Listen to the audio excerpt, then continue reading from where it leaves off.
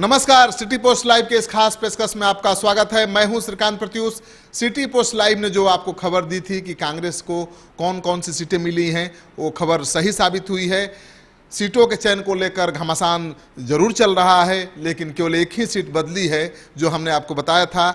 हमने बताया था कि रालोसपा के खाते में बेतिया की सीट चली गई है, लेकिन अब ये चेंज हो गया है। रालोसपा ने बेतिया सीट कांग्रेस के लिए छोड़ दिया है और रालोसपा अब वाल्मीकि नगर से चुनाव लड़ेगी। तो बेतिया की सीट से कांग्रेस के उम्मीदवार हो सकते हैं कीर्ति झा आजाद। कांग्रेस पार्टी के नेताओं का कहना है कि कीर्ति झा आजाद के लिए ही बेतिया की सीट उन्होंने ली है रालोसपा से, लेकिन कीर्ति झा आजाद बेतिया से लड़ने को तैयार ही नहीं है। कीर्ति झा आजाद हर हाल में दरभंगा से चुनाव लड़ना चाहते हैं, लेकिन दरभंगा से आरजेडी के प्रत्याशी अब्दुल बारी सिद्दीकी ताल ठोक रहे हैं। उनके नाम के औपचारिक ऐलान तो नहीं हुआ है, लेकिन पुष्टि हो गई है कि अब्दुल बारी सिद्दीकी ही दरभंगा से चुनाव लड़ेंगे। तो बड़ी खबर ये आ रही है कि कीर्ति झा आजाद के लिए कांग्रेस ने बेतिया सीट छुड़वा ली है रालोसपा से, लेकिन बेतिया से कीर्ति झा आजाद मानसिक रूप से अभी तैयार नहीं है चुनाव लड़ने के लिए, क्योंकि राजन तिवारी वहाँ हैं, आरजेडी के नेता जो ताल ठोक रहे हैं। राजन तिवारी का कहना है कि बेतिया से हर हालत में वहीं लड़ेंगे और वहीं बीजेपी को हरा सकते हैं। राजन तिवारी का दावा है कि लालू यादव ने 3 साल पहले ही उनको कह दिया था कि बेतिया से आपको चुनाव लड़ाएंगे, और तब से बेतिया में वो लगातार तैयारी कर रहे हैं और ये सीट कांग्रेस के खाते में जा ही नहीं सकती है। जब सिटी पोस्ट लाइव ने राजन तिवारी से कहा कि हमारे पास पुख्ता खबर है कि कांग्रेस पार्टी ने बेतिया सीट ले ली है, तो राजन तिवारी ने कहा कि कांग्रेस का कोई उम्मीदवार वहाँ से चुनाव लड़ने को तैयार ही नहीं है, फिर कांग्रेस ये सीट लेकर क्या करेगी। तो हर हालत में राजन तिवारी बेतिया से चुनाव लड़ेंगे। अगर आरजेडी के उम्मीदवार बनते हैं तब भी, अगर नहीं बनते हैं तब भी, यानी राजन तिवारी इस बार का चुनाव छोड़ने वाले नहीं हैं। ऐसे में कीर्ति झा आजाद की मुश्किल बढ़ जाएगी। अगर राजन तिवारी इंडिपेंडेंट कैंडिडेट के रूप में बेतिया से चुनाव मैदान में खड़ा हो जाते हैं तो बीजेपी की राह बेहद आसान हो जाएगी, कीर्ति झा की मुश्किलें बढ़ जाएंगी। और इसी बात को ध्यान में रखते हुए कीर्ति झा आजाद वहाँ से चुनाव नहीं लड़ना चाहते हैं। हमने राजन तिवारी से बात की है, आप सुनिए राजन तिवारी क्या कह रहे हैं। राजन जी नमस्कार। नमस्कार भैया, सिटी पोस्ट से बोल रहा हूँ, श्रीकांत प्रत्यूष। अच्छा, नमस्कार नमस्कार। आप बताइए, आप बेतिया से चुनाव लड़ रहे हैं?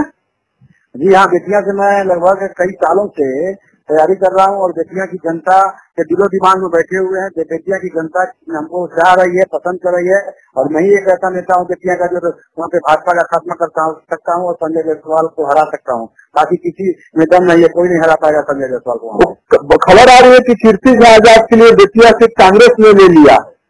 नहीं, कीर्ति झा आजाद से हमारी बात हुई है। कीर्ति झा आजाद जी, उनको पता ही नहीं है कि उनको सीट कांग्रेस में ले गया है। कीर्ति झा आजाद जी कह रहे थे कि हमको लड़ना ही नहीं है वहाँ से, बेतिया हमारे कोटे में भी नहीं है।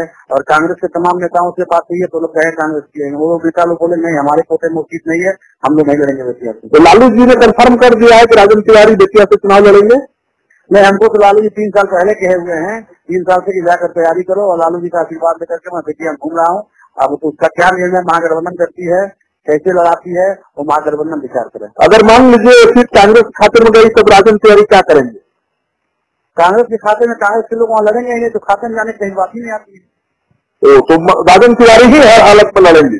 हर हालत में चुनाव राजन तिवारी लड़ेंगे, क्योंकि इस बार हमको संजय जायसवाल को हरा के भेजना है, वहाँ से हराऊंगा, जीत कराऊंगा उसको। धन्यवाद राजन जी। तो आपने सुन लिया, राजन तिवारी कह रहे हैं कि बेतिया सीट तो आरजेडी की है, आरजेडी ही लड़ेगा और आरजेडी के उम्मीदवार राजन तिवारी होंगे और राजन तिवारी ही बीजेपी को हरा सकते हैं। और राजन तिवारी की बातों से साफ है कि आरजेडी उन्हें प्रत्याशी बनाए या न बनाए, वो चुनाव तो लड़ेंगे, चुनाव मैदान में जरूर उतरेंगे। और राजन तिवारी अगर चुनाव मैदान में बेतिया से उतर गए तो महागठबंधन की मुश्किल बढ़ जाएगी। अगर बीजेपी को बेतिया में हराना है तो राजन तिवारी को मनाना पड़ेगा आरजेडी को, और राजन तिवारी किसी भी सूरत में मानने को तैयार नहीं है। वो लगातार चुनाव प्रचार कर रहे हैं, पिछले कई महीनों से वहाँ जमे हुए हैं। उनके भाई विधायक हैं, वो भी लगातार क्षेत्र में घूम रहे हैं। तो ऐसे में राजन तिवारी किसी भी कीमत पर बेतिया सीट छोड़ने को तैयार नहीं है। तो मानकर चलिए कि अगर कल जो महागठबंधन के प्रेस कॉन्फ्रेंस में औपचारिक ऐलान हो रहा है सीटों के चयन को लेकर, अगर बेतिया सीट कांग्रेस के खाते में जाती है तो फिर से घमासान आरजेडी में शुरू हो सकता है। वैसे भी महागठबंधन बीजेपी दोनों ही दलों में घमासान जारी है, बागी प्रत्याशी ताल ठोक रहे हैं, बीजेपी की चुनौती भी बढ़ी हुई है और महागठबंधन की भी चुनौती बढ़ी हुई है।